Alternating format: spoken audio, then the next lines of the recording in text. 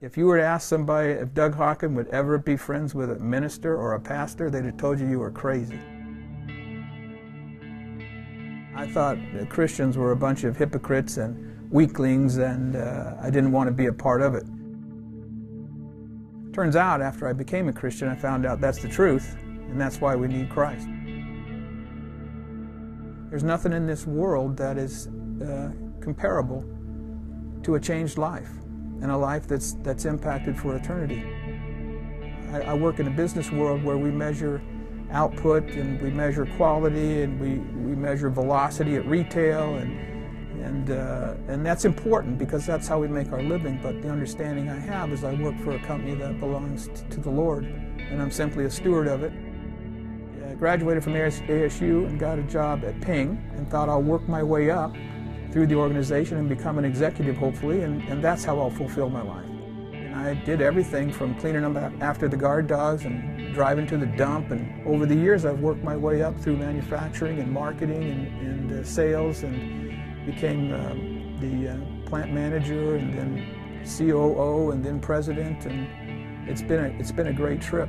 And while it has been a great career, and it has been enjoyable, you still didn't get the fulfillment of there was something missing. I think you hear that in every Christian testimony today that you hear. Well, that's the truth. I started attending CCV 30 years ago after an invitation from one of the members to come and see my son get introduced on Soccer Sunday.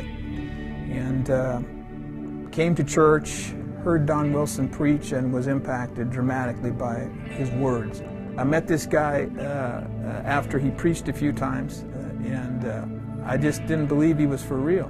And then that night at his house, when he said we're going to start this new church, and if he has to go to work to make a living so that he can support his family, he will. But we're going to start a church and reach this valley for Christ.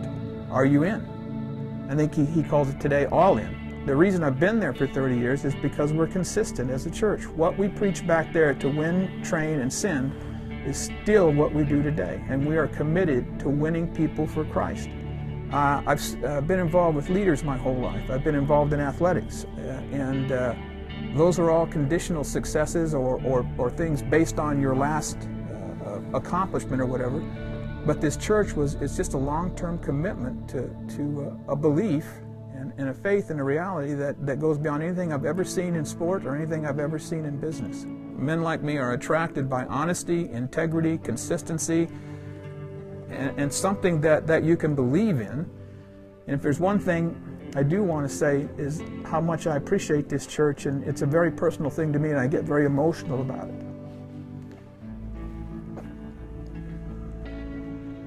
I wish I didn't, because it makes me look like a wuss, and I'm not a wuss. I'm a tough guy. 2 months ago, my son baptized my grandson. And that's a direct result of the people in this church and their commitment to building an organization that wins people for Christ. I'm an example of a changed life. My son and my children are a changed life. My daughter, who's seen to it that her children are exposed to the gospel. You've spent 30 years working on something that has value for eternity, as opposed to working for a company or becoming a pro athlete or whatever it is you decide to do. To be a part of CCV and know that you've helped participate in putting something in place that's impacting human beings for eternity makes me feel like there's value in my life, that I have been a part of something bigger than me.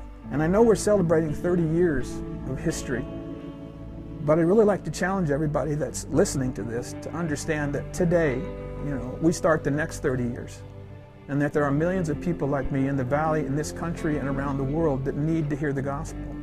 It's a never-ending commission that we have. I'm not here to be successful at business.